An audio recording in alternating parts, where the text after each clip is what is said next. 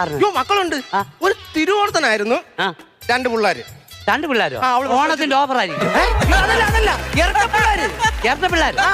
എന്നിട്ട് എന്ത് ചെയ്യും മക്കളെന്ത് ചെയ്യും? രണ്ടെണ്ണത്തെ ഞങ്ങൾ ഹോസ്റ്റലിൽ കൊണ്ടാക്കി. അവന്മാര് ഹോസ്റ്റലിലും പെണ്ണുമ്പളെ കെനിയയിലും. ഞാൻ കൂടെ ഒറ്റയ്ക്കാം.